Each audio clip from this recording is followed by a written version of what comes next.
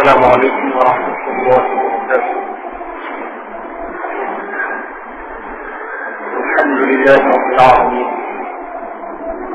والصلاة والسلام على سيد المرسلين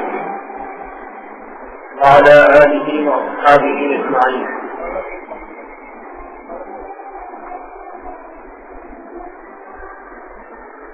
أما بعد فأعوذ بالله من الشيطان الرجيم. بسم الله الرحمن الرحيم. ألف لام ميم ذلك الكتاب لا ريب فيه. صدق الله العظيم.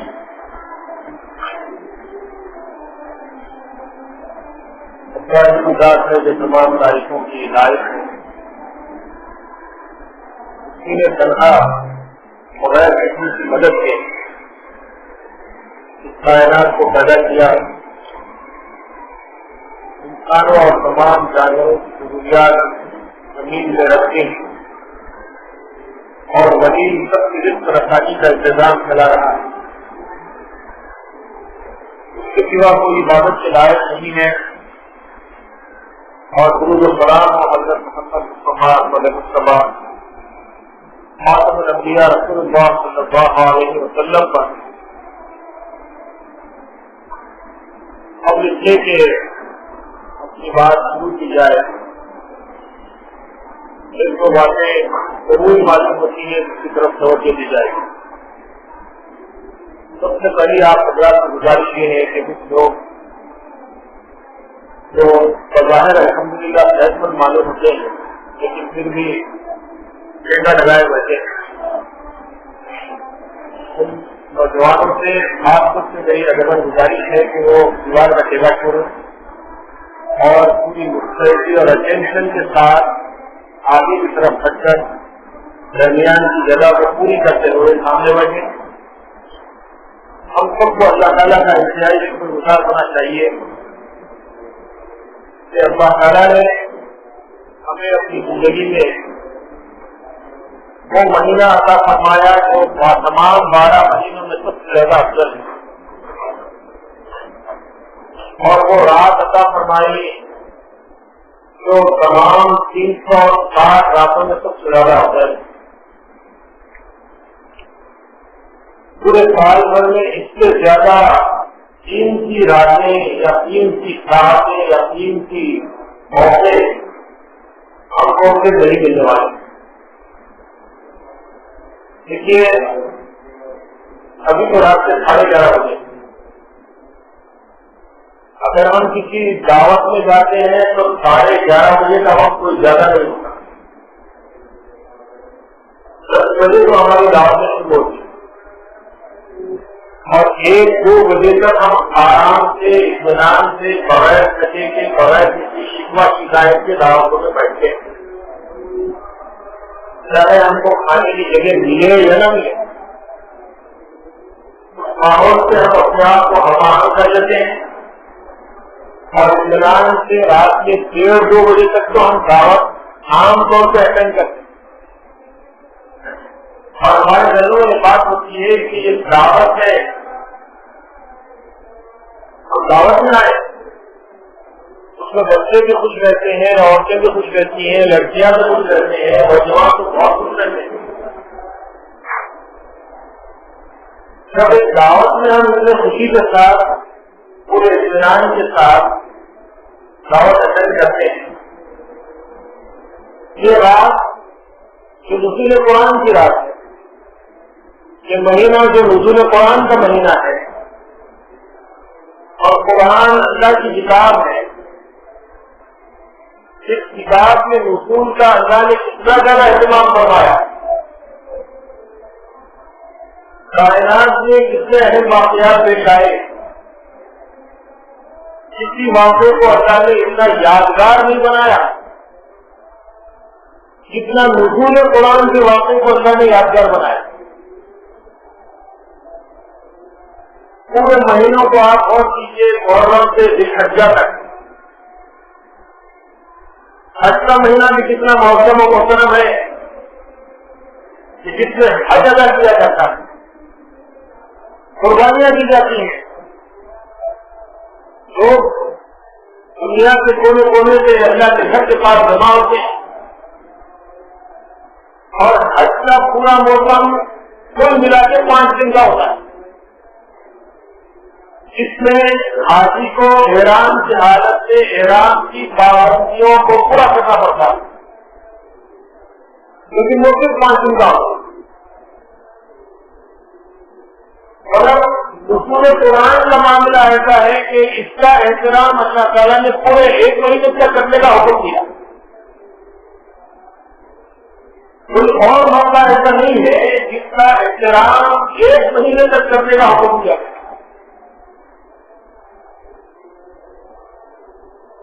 آپ غور کیجیے کہ کائنات کا بن جانا کوئی معمولی بات کیا نہیں، زمین پر بھی معمولی بات نہیں۔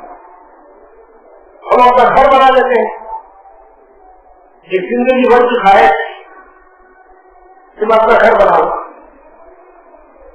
جو گھر والے ہیں وہ اور زیادہ اچھا گھر بنانے کی کوشش میں لگے رہتے ہیں اور بنا لیتے ہیں، جو کرائے کے گھروں میں رہتے ہیں ان کی ساری کموں تو یہ رہتی ہے کہ میرا ذاتی گھر ہو۔ جب گھر بن جاتا ہے تو ان کی خوشی کی کوئی انتہا ہوگی۔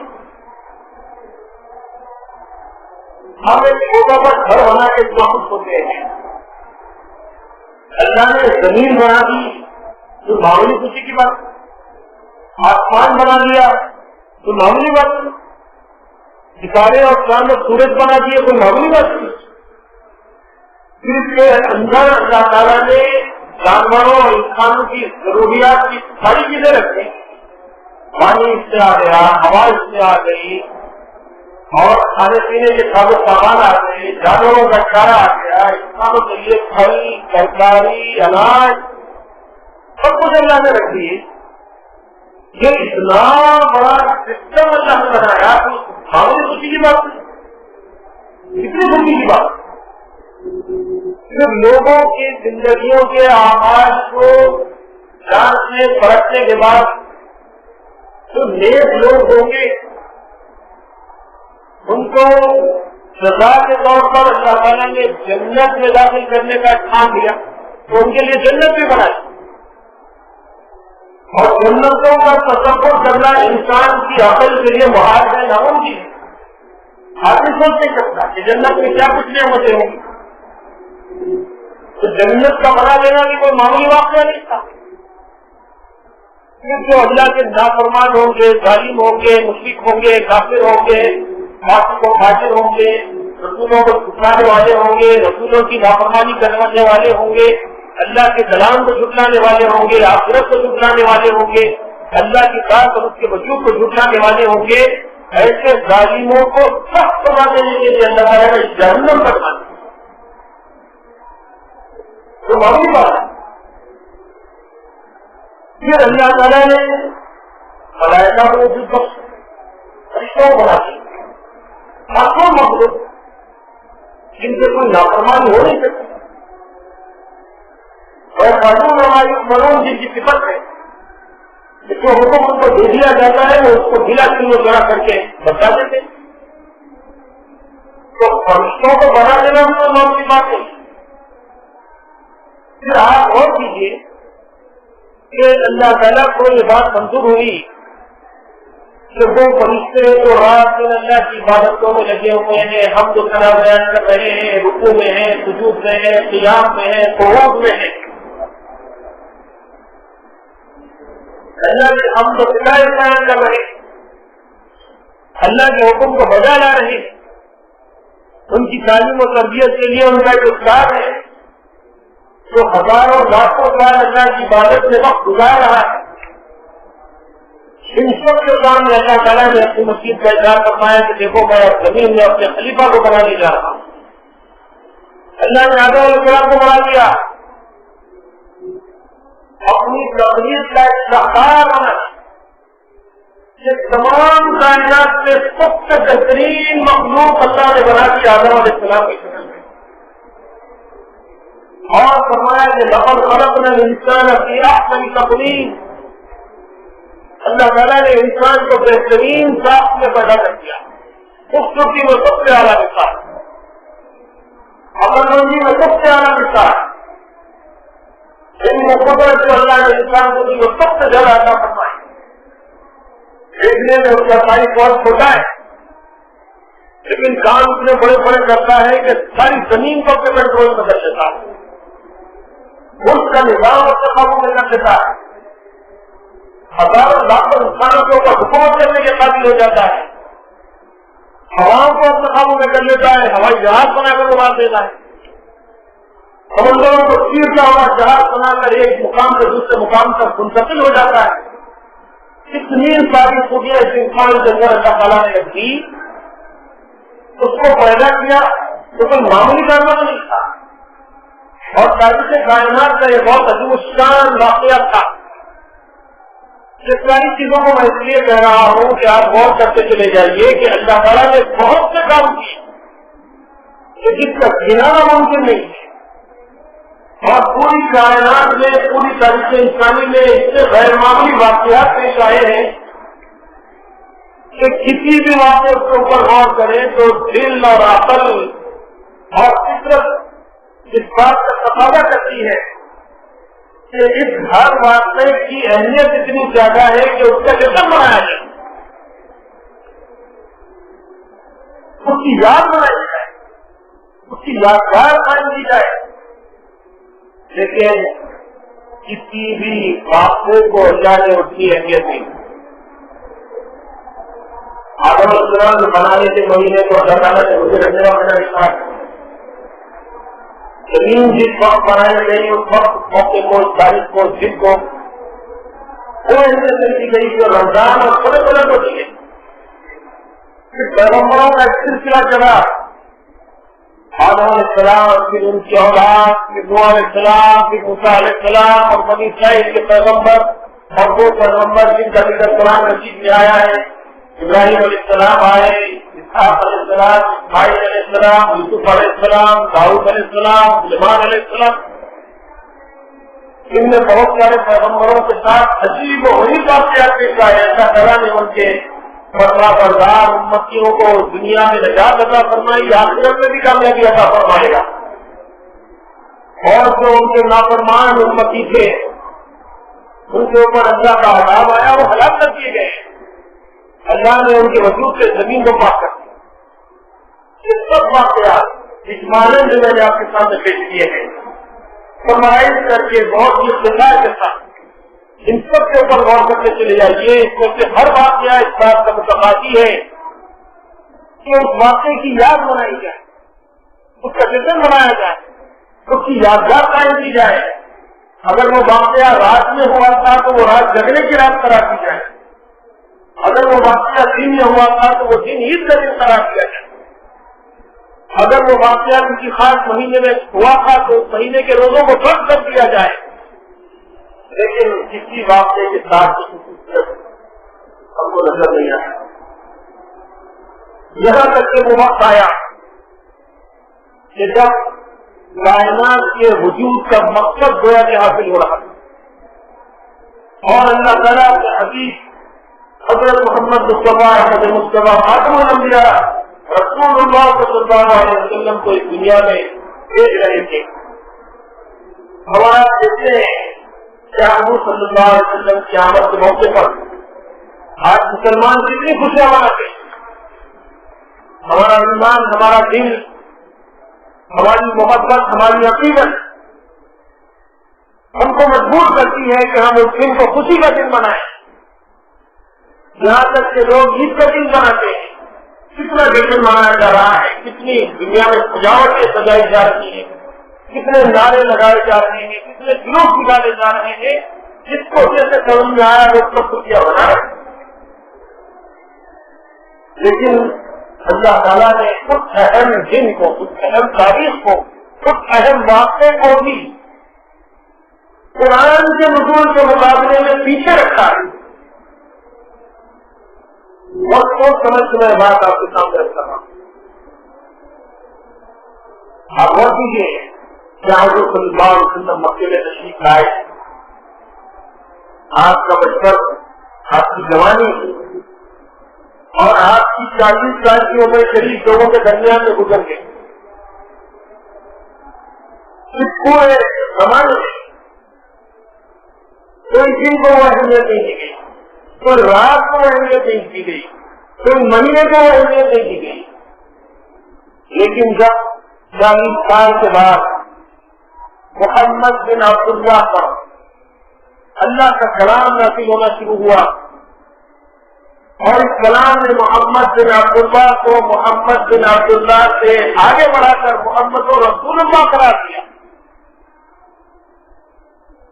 تو اس مہینے کے بارے میں قرآن مجید کہتا ہے کہ شہر رمضان الذی انزل فیہ القرآن، رمضان وہ مہینہ ہے جس میں قرآن نازل کیا گیا. ہدی للناس، یہ تمام لوگوں کے لیے ہدایت ہے، وبینات من الہدی والفرقان، جس کے اندر ہدایت کو کھول کھول کر بیان کر دیا گیا ہے اور یہ حق کو باطل کے اندر فرق کرنے والی کتاب ہے. فمن شہد منکم الشہر فلیصم، چونکہ اس مہینے میں اللہ کا کلام نازل ہوا ہے، یہ کلام بندوں کو اپنے رب سے جوڑ دینے کا کام کرتا ہے. یہ کلام صرف کلام نہیں ہے بلکہ یہ حق من اللہ ہے، یہ اللہ کی رسی ہے.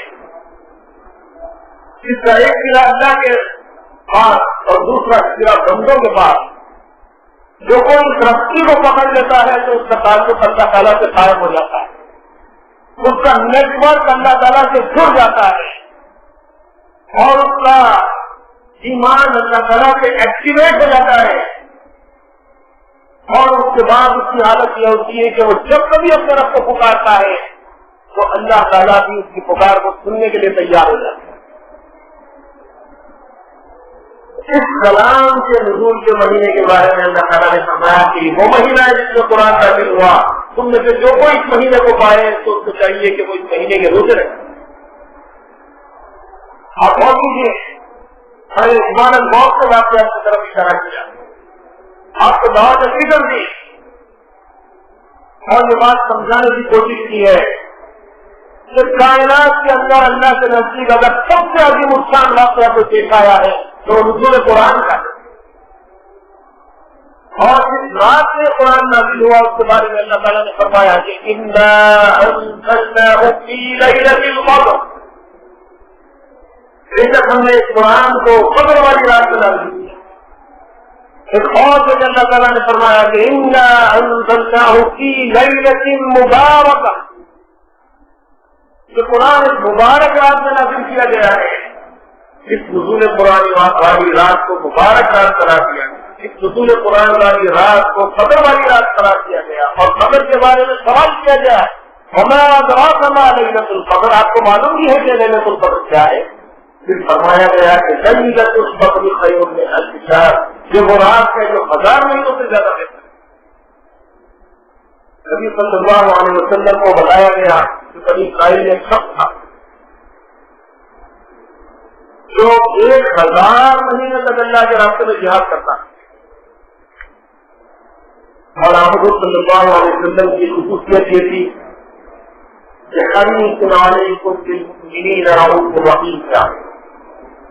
آپ صلی اللہ علیہ وسلم کی آخر رہتی تھی کہ میری امت کے لوگ نیکیوں میں، بھلائیوں میں، خیر میں تمام امتوں سے آگے نکل جائیں.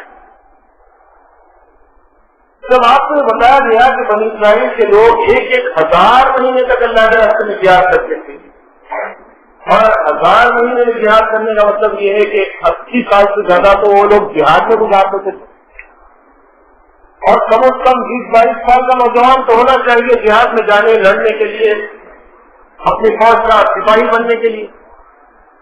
تو 100 سال سے زیادہ ان کی عمریں ہوا کرتی تھی اور بعض کی عمروں کے بارے میں آتا ہے کہ 1000 سال کی بھی عمریں ہوئی ہیں. تو آپ صلی اللہ علیہ وسلم کو رنج ہوا، میری امت کی عمریں تو 60-70-80 سال کی بدلیات کی، میری امت کا کوئی آدمی بھی ان کا مقابلہ کیسے کر سکتا؟ تو جہاد کرے گا تو 40 سال کرے گا، 50 سال کرے گا، 80 سال سے کرے گا. اور 60-70 سال کی عمر میں تو آدمی بوڑھا ضعیف ہو جاتا ہے، جہاد کرنے کے قابل بھی نہیں رہتا.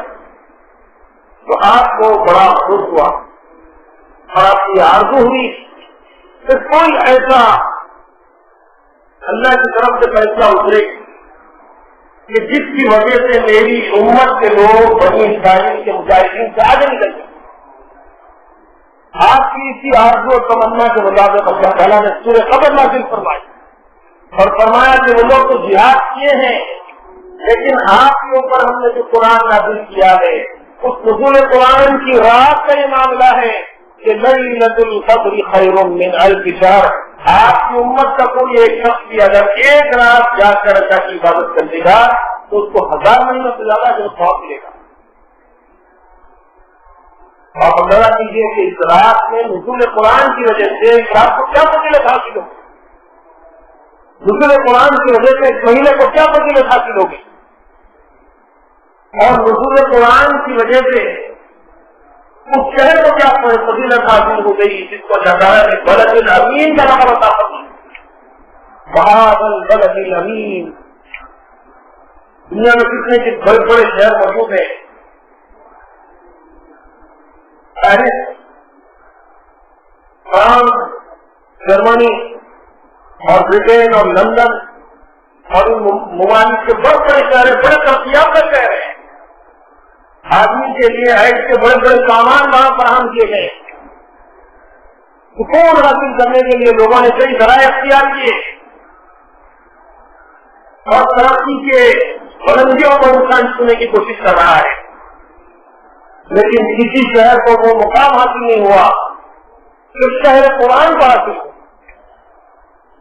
یعنی مکے کو اور مدینے کو.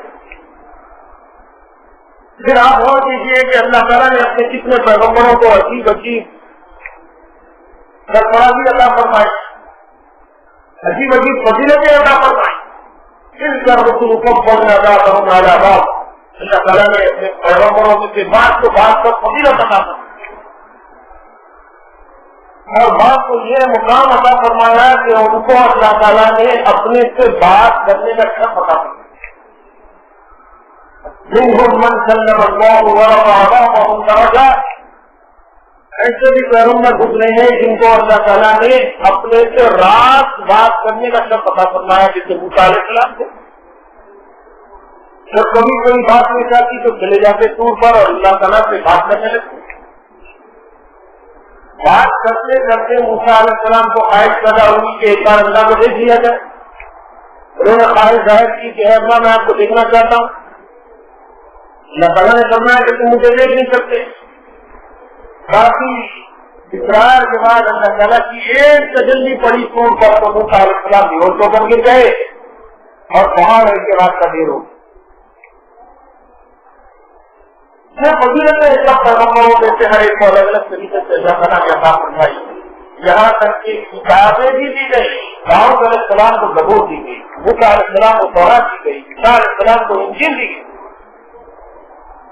لیکن پھر بھی وہ فضیلت حاصل نہیں ہو سکی کو جو فضیلت قرآن نازل ہونے والے مہینے کو، قرآن نازل ہونے والی رات کو، قرآن نازل ہونے والے شہروں کو، قرآن نازل ہونے والے پیغمبر کو آتا ہے.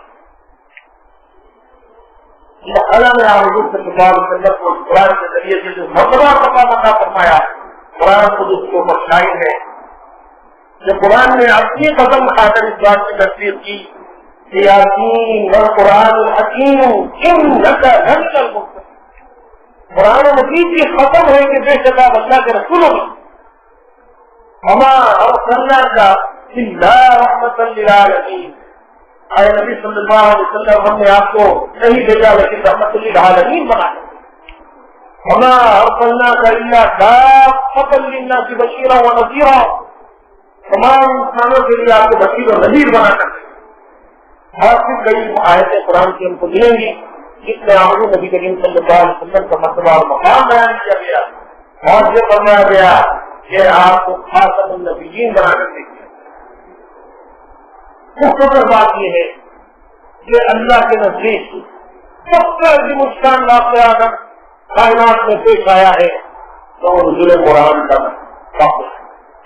اسی لیے اس بات سے کہ جشن کو منانے کے لیے اللہ تعالیٰ نے پورا ایک مہینہ دے دیا. اور اللہ کے رسول صلی اللہ علیہ وسلم نے شعبان کی آخری تاریخ میں خطبہ ارشاد فرما دیا. مشہور روایت ہے جس میں اللہ کے رسول صلی اللہ علیہ وسلم نے صحابہ کرام کو مخاطب کر کے فرمایا کہ جو تمہارے اوپر ایک مہینہ آ رہا ہے وہ بڑا برکت والا ہے، بڑی عظمت والا ہے.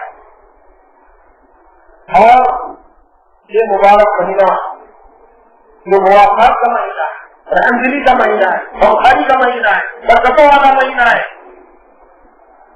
اس کے دن کے وقت کو اللہ تعالیٰ نے روزے کے طور پر خرچ کر دیا ہے، رات میں نماز پڑھنے کو وکیل قرار دیا ہے، اس میں ایک رات ہے جو 1000 مہینوں سے دیتا ہے، جو کوئی مہینے کے اندر ایمان اور احتساب کے لیے 7 روزے رکھے گا، اس کے پیچھے تمام گناہ معاف کر دیے جائیں۔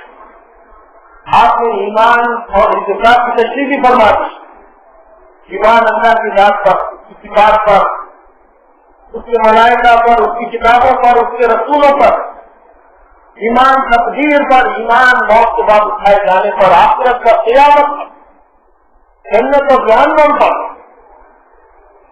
احتساب اللہ سے اجر اور ثواب کی امید کہ ہم جو محنت کر رہے ہیں، ہم جو رات میں جاگ رہے ہیں، جو تلاوت قرآن کر رہے ہیں، جو تراویح پڑھ رہے ہیں، جو سماعت قرآن کر رہے ہیں، جو دعائیں کر رہے ہیں، جو اپنی نیند کو قربان کر رہے ہیں، جو رات میں شہر کے وقت اس کا اس لیے کھانا کھا رہے ہیں کہ اللہ کے رسول نے فرمایا کہ شہری کے کھانے میں برکت رکھ دی گئی ہے،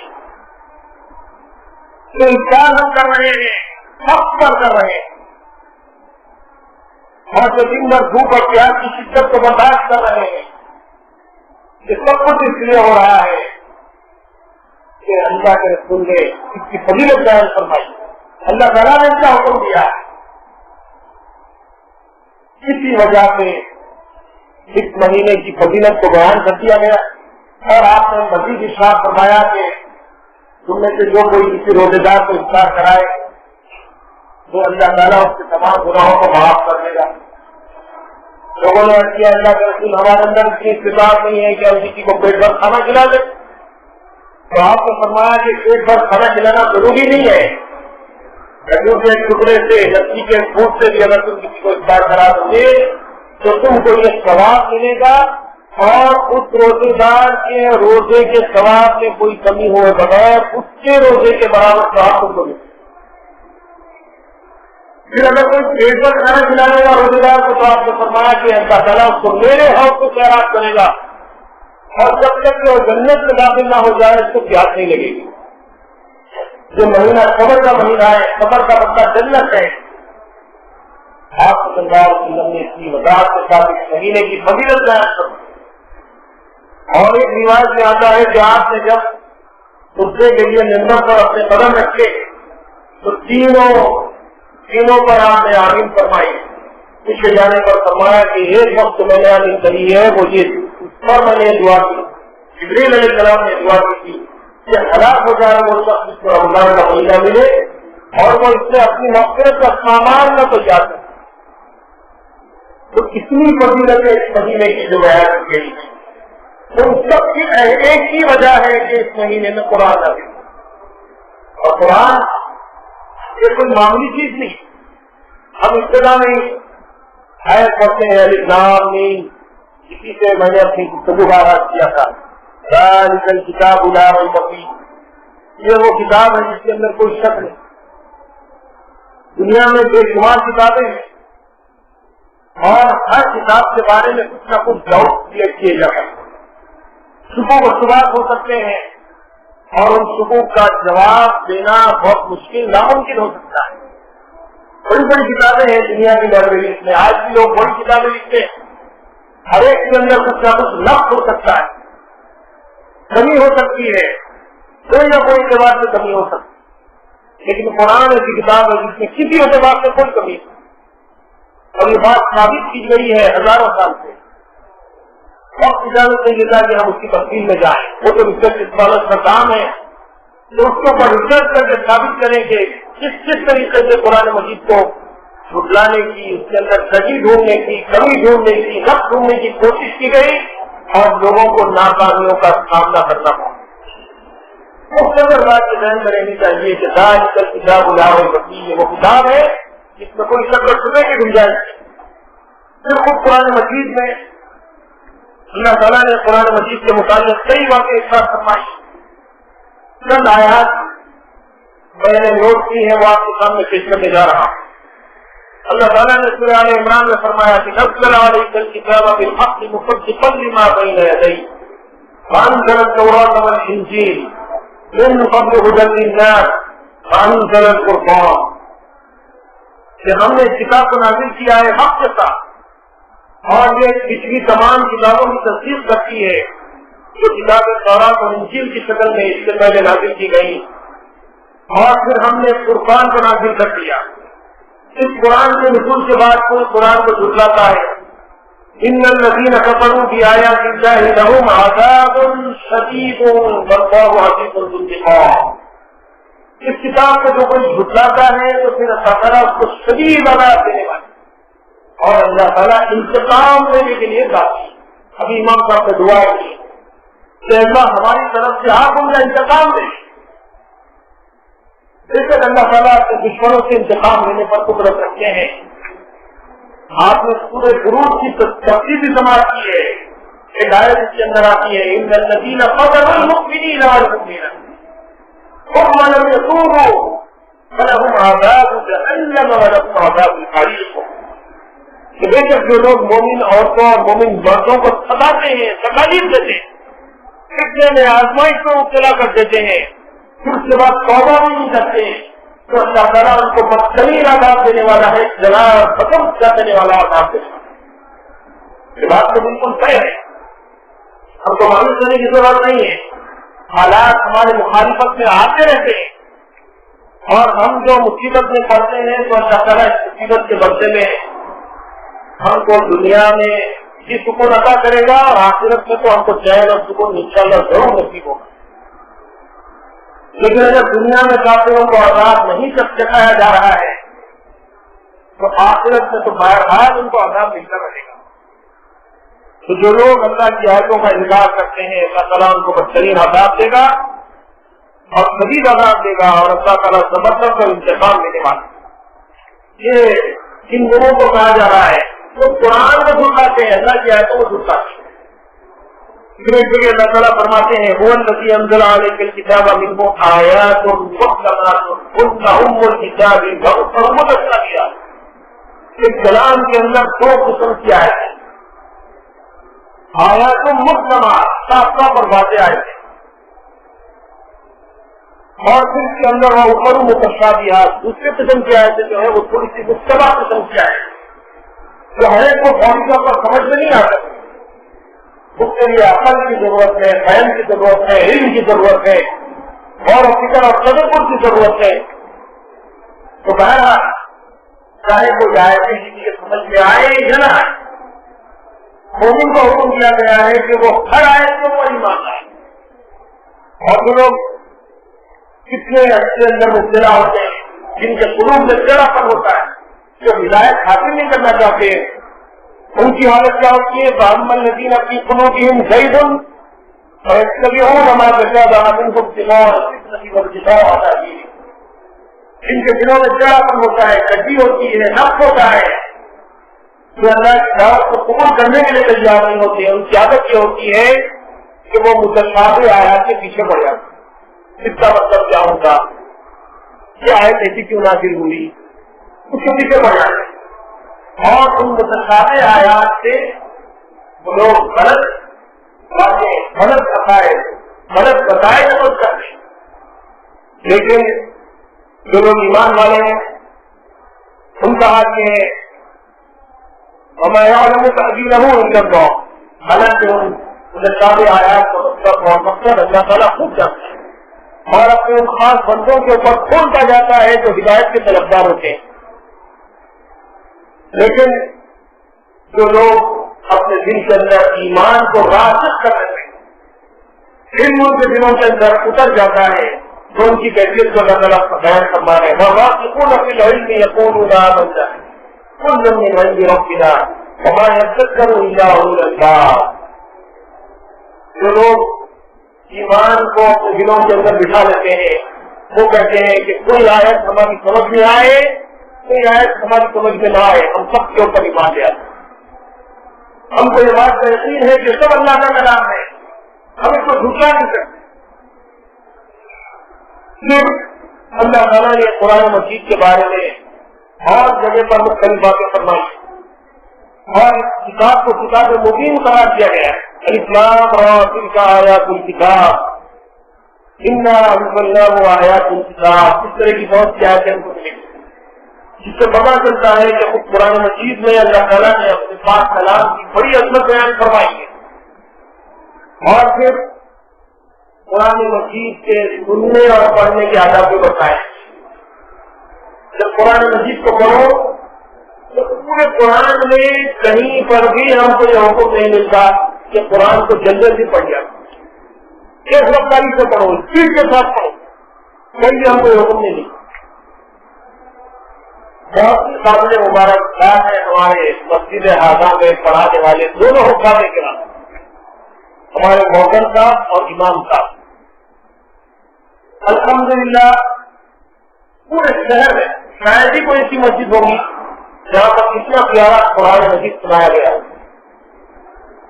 میری خیال سے ان کے اوپر ہمارے پاس سنا رہے ہیں ہر سال پورے اطمینان کے ساتھ. آپ سمجھا کیجیے ایک پارہ پڑھنے کے لیے قرآن میں 2 گھنٹے لگے اور یہ 2 گھنٹے میں ایک پارہ سن لینا آپ لوگوں کے لیے بہت ہی مبارک بات کی قابل ہے.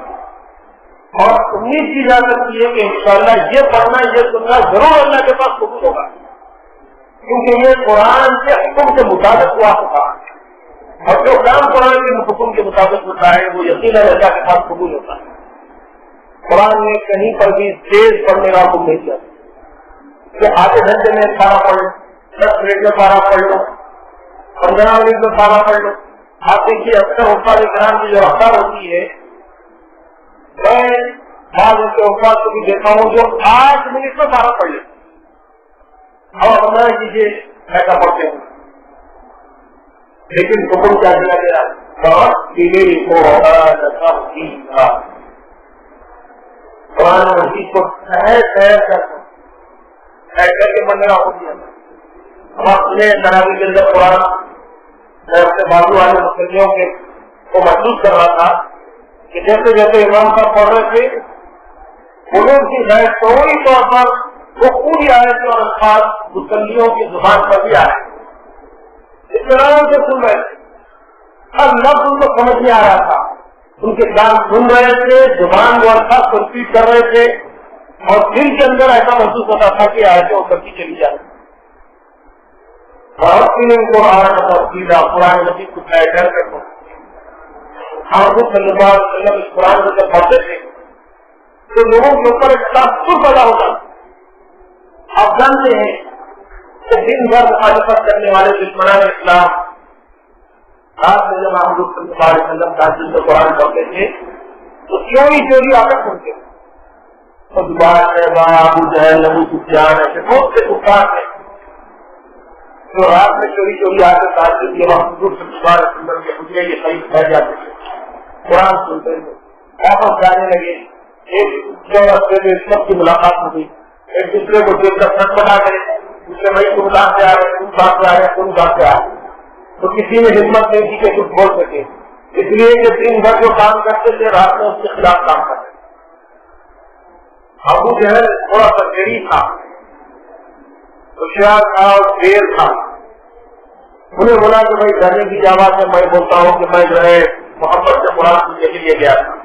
حقیقت یہ ہے کہ ہم لوگ دن میں قرآن کی مخالفت کرتے ہیں لیکن رات میں جب محمد اللہ کا کلام پڑھتے ہیں تو ہمارا دل چاہتا ہے کہ کچھ سنے اور ہمارا دل اندر سے گواہی دیتا ہے کہ یہ اللہ کا کلام ہے, کسی بندے کا کلام نہیں ہو سکتا.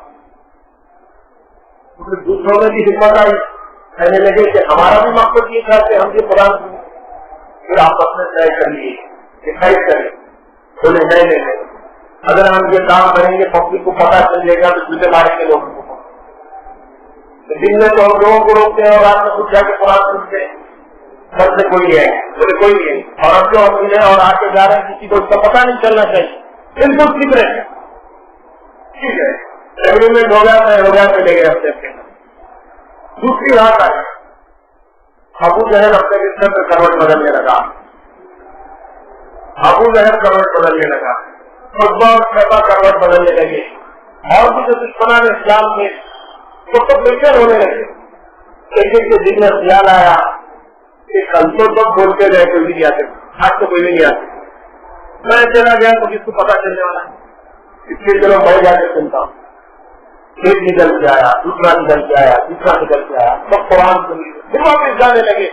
اللہ کی شان ہے کہ دوسرے دن پھر وقت ملاقات ہوئی. پھر وقت دوسرا بھی دکان سے آ رہا, دکان سے آ رہا. اب کیسا بول سکتے؟ بہرحال ہمت آئی اور ایک دوسرے سے کہنے لگے کہ بھائی میں یہ سوچا کہ کل تو سب نہیں آنے کا وعدہ کر کے گئے, آج کوئی نہیں آئے گا, اس لیے میرے کو یہ خیال آیا کہ کوئی نہیں آئے گا. میں اکیلا گیا تو کسی کو پتا نہیں چلنے والا, اس لیے میں آ گیا. پھر سب نے کہا کہ یہی حال ہمارا بھی. تو حضور صلی اللہ علیہ وسلم قرآن مجید کو ٹھہر ٹھہر کر اطمینان سے پڑھتے تھے, اور ہم آپ کیا اندازہ کر سکتے ہیں کہ قرآن جس کے اوپر نازل ہوا, شاید قرآن اس قرآن کو جب پڑھ رہے ہوں گے تو یقیناً بڑے سے بڑے کافر کے دل کی دنیا بدلنے کے لیے ہوگا تھا. لیکن حقیقت یہ ہے کہ میں اللہ ہوں پڑھا اور یضلل ہوں پڑھا. اللہ نے ان کی قسمتوں میں ہدایت نہیں لکھی تھی, اس لیے ہدایت نہ ہو. ورنہ قرآن کی تو تاثیر یہ ہے کہ وہ جب کسی کے سامنے پڑھا جاتا ہے تو لوگوں کے دلوں کے اندر اترتا ہے.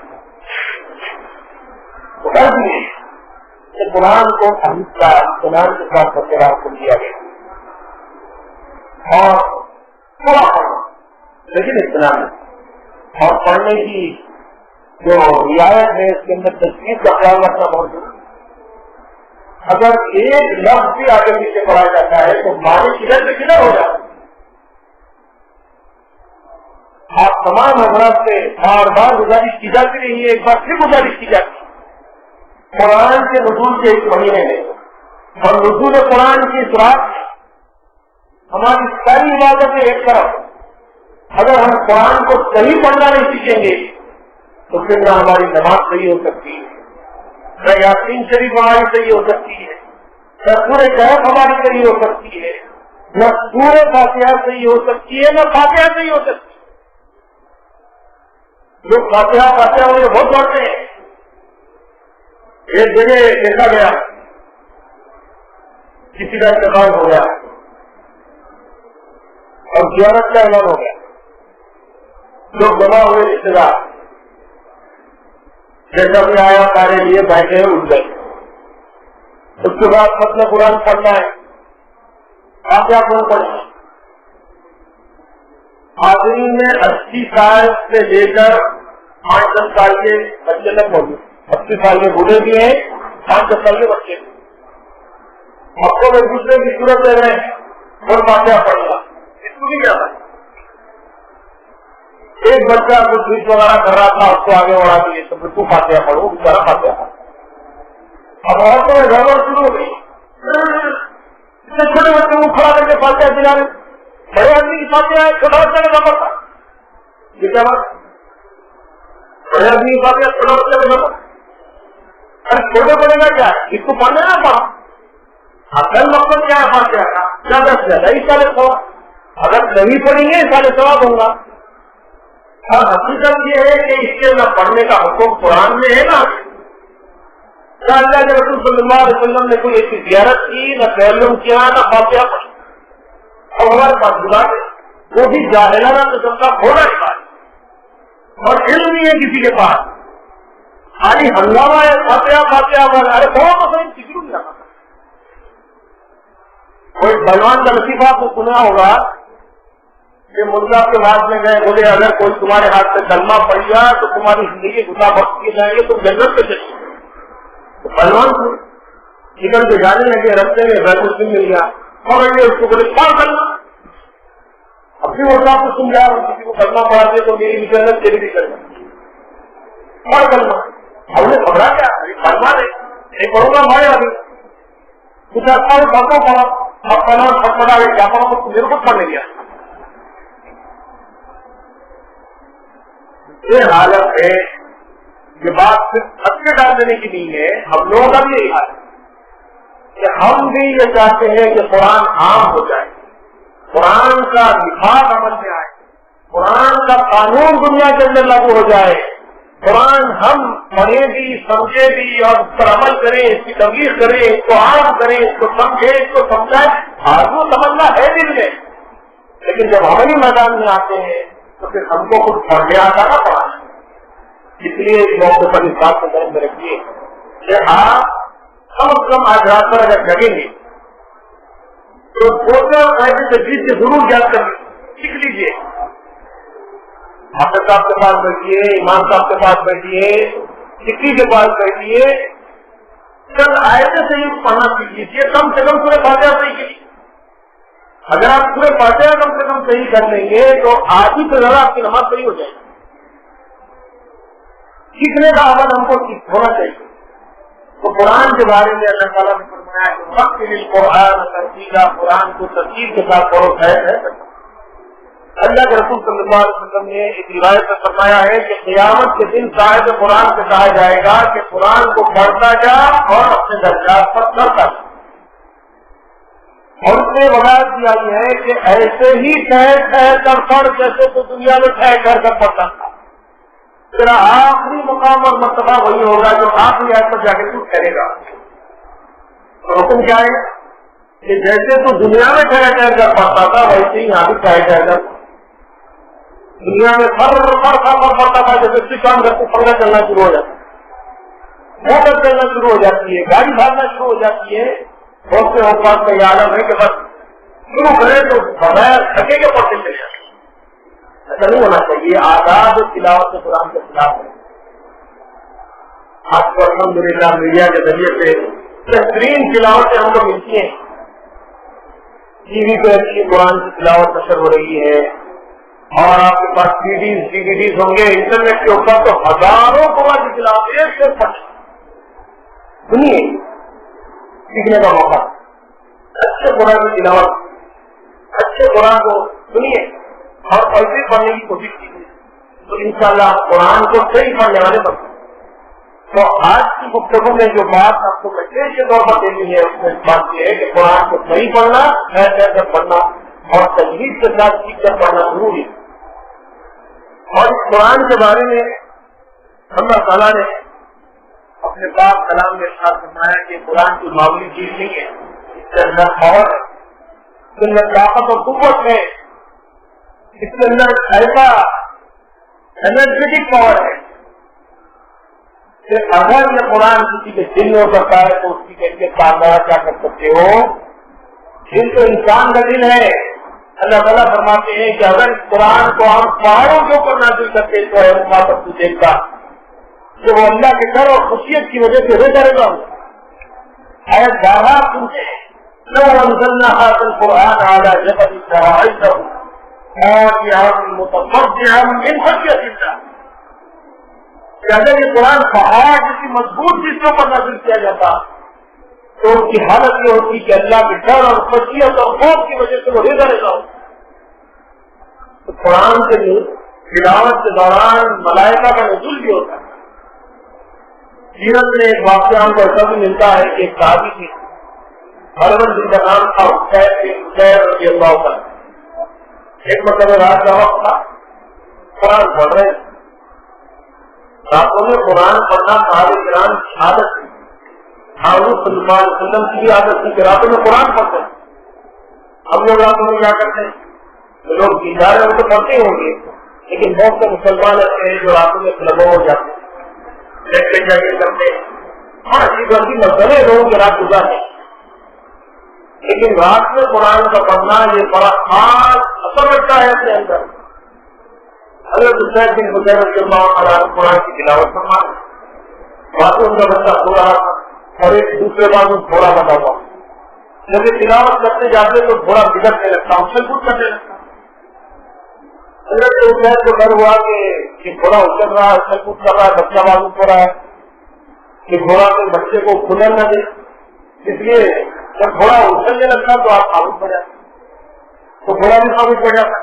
پھر آپ پڑھنے لگتے تو گھوڑا پھر اچھلنے کودنے لگتا. پھر اس کے بعد آپ نے سوچا کہ اگر میں پڑھتے رہوں گا یا تھوڑا اچھل کود کرے گا بچے کو نقصان پہنچے گا. آپ نے قرآن مجید کو بند کیا, آپ کی نظر آسمانوں پہ اٹھی تو کیا دیکھتے ہیں کہ کچھ خنجیلیں ہیں جلتی ہوئی خنجیلیں ہیں جو آہستہ آہستہ آسمانوں کی طرف واپس جاتی. بڑا عجیب منظر تھا. حضرت حسین نے دیکھا خنجیلیں آئی کیوں تھی, اور جاتی نہیں. دوسرے دن صبح حضور صلی اللہ علیہ وسلم کے خدمت میں حاضر ہوئے اور سارا واقعہ سنایا. آپ صلی اللہ علیہ وسلم نے فرمایا جب تم قرآن کی تلاوت کر رہے تھے تو وہ جو خنجریں تمہیں نظر آ رہی ہے وہ خنجریں نہیں تھی بلکہ وہ اللہ کے فرشتے تھے جو تمہارا قرآن سننے کے لیے زمین پر آ رہے ہیں اور ان فرشتوں کو دیکھ کر یہ قرآن مسلط کر رہا تھا. اگر تم صبح تک تلاوت قرآن جاری رکھتے تو فرشتے اتنے آسمانوں سے نازل ہوتے کہ دوسرے دن صبح میں لوگ ان فرشتوں کو اپنی آنکھوں میں دیکھتے. قرآن کی تلاوت نیچے بات یہ اثر ہوتا ہے. اور آج بھی آپ دیکھ لیں کہ کوئی غیر معروف لوگ جو قرآن کو کبھی نہیں سنے, کبھی ان کے بعد میں قرآن کا ایک لفظ بھی نہیں پڑھا, وہ قرآن سنتے ہیں جو ذکر کہتے تو ان کے سب آتے تھے. حالانکہ وہ اردو سے واقف ہے نہ عربی سے واقف ہے نہ قرآن کے دعوت سے بھی واقف نہیں ہے, قرآن کے لفظ سے بھی واقف. ایک عجیب کیفیت ان کے اندر پیدا ہوتی ہے اور لوگ پوچھنے لگتے ہیں جو تم پڑھ رہے تھے کیا تھا بھائی, سب سے بڑا عجیب معلوم ہوا, بہت اچھا معلوم ہوا, ہم آگے سننے کے لیے بیٹھے. کئی ہندوؤں کو ہم نے دیکھا ہے, میں ایک مرتبہ ہمارے اسکول میں قرآن کی تلاوت کر رہا تھا, میٹنگ تھی, پارٹی رکھی ہوئی تو مل بیٹھے تو صرف پڑھی گئی. تو ہندو ٹیچر تیلگو پڑھانے والا سب پرنسپل صاحب بیٹھا ہوا تھا. تیلگو پڑھانے والے ٹیچر ہمارے روم کے سامنے جا رہے تھے, جلدی جلدی اپنا پرسوں سب پہ ڈال اور بازو کے روم میں سے تمام لیڈی ٹیچر کو پکڑ پکڑ کے لے کے آئی. بولے دیکھو بنان کا کچھ پڑھ رہے صبح جو کتنا اچھا پڑھ رہا ہے اس کو بلا کے ختم ہوئی. میں جب رگڑے اٹھا کے دیکھا تو پورے لیڈی ٹیچر آ کے بیٹھے ہوئے سب سے پڑھ بول لی. بعد میں معلوم ہوا کہ لوگ کو کون بلا کے لے کے آئے, تیلگو پڑھانے والی ہندو ٹیچر بلا کے. اچھا پیدا ہونا اس سے. اب وہ کئی بار تعریف کرتی تھی کہ سر کیا پڑھے میرے سمجھ نہیں آ رہی, لوگ بہت اچھے. چند دن پہلے واقعہ اخبار کے اندر آیا, ساری عبد الباقی عبد الصمد کی تلاوت جب پیش کی گئی تو ملکہ برطانیہ کی ملکہ الزبتھ اس نے فرمائش کر کے عبد الباقی سے قرآن کی تلاوت سنی, حالانکہ اس کو سمجھ میں کچھ نہیں آیا. ایک باری قرآن کو رشیا میں قرآن پڑھنے کا موقع ملا. رشیا کے لوگ تو نہ قرآن سے واقف ہے نہ عربی سے واقف ہیں, لیکن آپ جانتے ہیں کہ جب وہ باری قرآن نے رشین کے سامنے قرآن پڑھا, کافی دیر جب وہ قرآن پڑھتا رہا, جب خاموش بیٹھا تو دیکھا کہ رشیا کے بہت سے لوگ جو مجمع جمع ہو گیا تھا ان کی ہچکیاں بن نہیں ہوتے اور وہ رو رہے تھے, ہچکیوں کی آوازیں بلند ہو رہی تھی. جب ان سے پوچھا گیا کہ تم کو کچھ سمجھ میں آیا کیا پڑھا گیا, تو انہوں نے کہا کہ ہم کو کچھ بھی سمجھ نہیں آیا کیا پڑھا گیا, لیکن اس کی وجہ سے ہمارے دلوں کے اوپر ایک ایسا اثر پیدا ہو رہا تھا جس کی وجہ سے ہماری آنکھیں آنکھ جاتی. جب یہ قرآن بغیر سمجھے پڑھا جا رہا ہے تو اتنا اثر کر رہا ہے, تو حاضرین کرام اب غور کیجیے کہ اگر یہ قرآن ہمارے سمجھ میں آ جائے, جس سے معنی اور مطلب ہمارے سمجھ میں آئے, تو پھر ہماری نمازیں کیسی ہو جائیں گی, ہماری تلاوت میں کتنا تاثر پیدا ہوگا, ہماری زندگیاں کتنی بدل جائیں گی.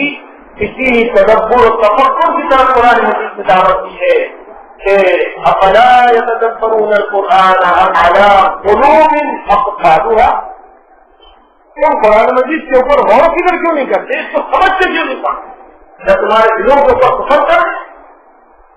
اب ہم کو یہ دعوت فکر ہے کہ ہم نہ صرف یہ کہ قرآن کو صحیح پڑھیں, تجوید سے پڑھیں, سیکھ کر پڑھیں, بلکہ سیکنڈ اسٹیپ کی طرف آپ کو آنا ہے کہ قرآن کے پڑھنے کے بعد اس کو سمجھنا بھی ہماری ذمہ داری. کون سا کام ہے آج دنیا میں جو بے سوچے ہم سب بیان کرتے ہیں.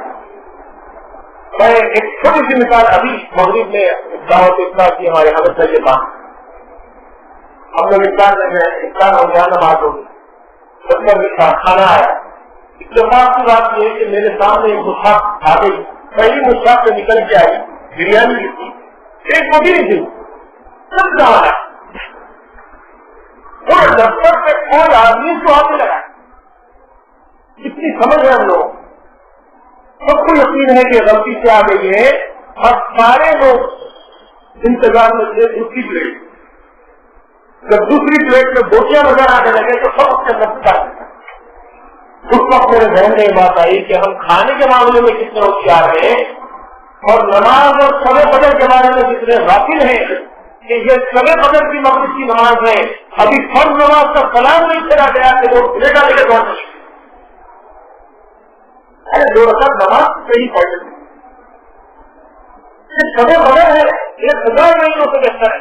کھانا تو کھائیں گے بغیر گائے کو جانے والا اور میزبان بھی تو بغیر آپ کو کھلائے واپس کرنے والا فکر کس بات اسلام سے مغرب کی نماز تو رہتی سنت پڑھیے، نفل پڑھیے، ایک نفل کا ثواب فرض کے برابر جس مہینے میں ہو اور ایک رکعت نماز کا ثواب 1000 رکعت کے برابر جس رات میں ہو، اس راستے کی ہم کھانے کی طرف جاؤں گے تو سمجھداری ہماری جو ہے وہ اس قدر آگے بڑھ چکی ہے کہ بغیر روٹی کا کھانا آیا تو کوئی اس میں ہاتھ ڈالنے کے لیے تیار نہیں ہے، لیکن قرآن ایسا ہم پڑھ رہے ہیں کہ ایک لفظ بھی سمجھنے کے لیے تیار نہیں ہے، زندگی پوری گزر رہی ہے،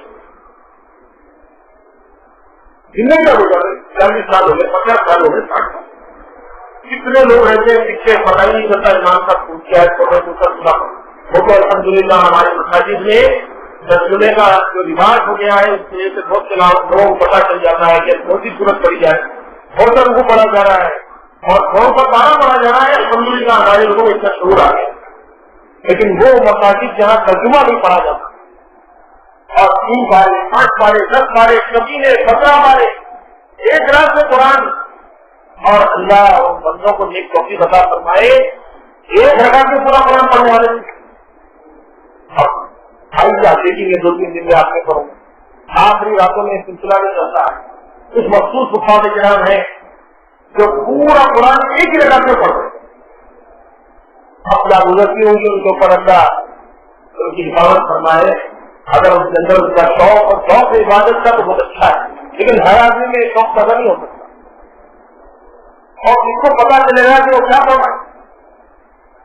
قرآن کو صحیح پڑھنا، تصریح کے ساتھ پڑھنا، کر پڑھنا، تجویز کے ساتھ پڑھنا اور سمجھ کر پڑھنا، کیا چیز نہیں سمجھی جائے۔ یہ سیل فون اور آپ جانتے تھے اس کو؟ کوئی نہیں جانتا تھا، یہ 10 سال پہلے کی بات ہے۔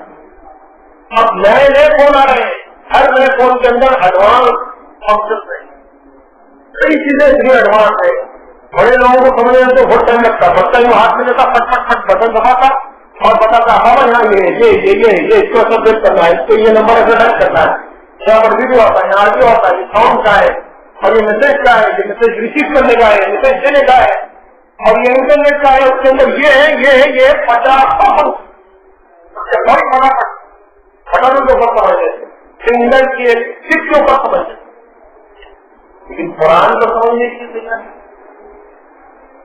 جب اتنی سمجھداری آج کی نسلوں کے اندر ہے تو یقیناً ان کے اندر صلاحیت ہے کہ وہ قرآن کو بھی سمجھیں، اس لیے گزارش کی جا سکتی ہے کہ آپ اپنا قرآن کو سمجھنے کی کوشش کریں، ہم سب قرآن کو سمجھیں اور پڑھیں اور اپنے بچوں کو ہم خود پڑھائیں اور ہم قرآن کو پڑھیں زور سے آواز۔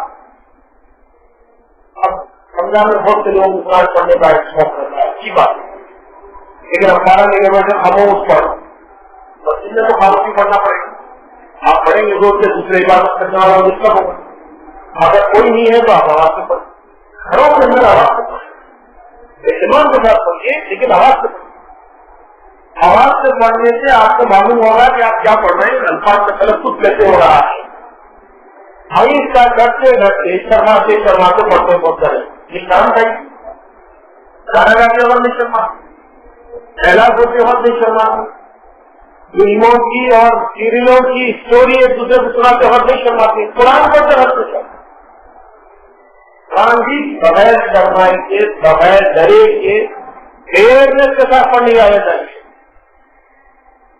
سب سے زیادہ سے تکلف قرآن ہم کو پڑھنا بنانا ہوگا، یہ ہمارے ایمان کی نشانی ہے۔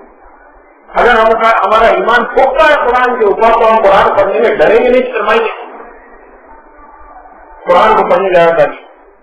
باتیں تو بہت ساری ہیں، وقت کیونکہ زیادہ ہو رہا ہے اور خواتین بھی ہمارے درمیان میں بیٹھی ہوئی ہیں، خواتین سے بھی گزارش کی ہے کہ وہ بھی قرآن کی طرف مائل ہوں، ایک چھوٹا سا بچہ کے پاس قرآن پڑھنے کے لیے آتا بہت زیادہ کرتا ہوں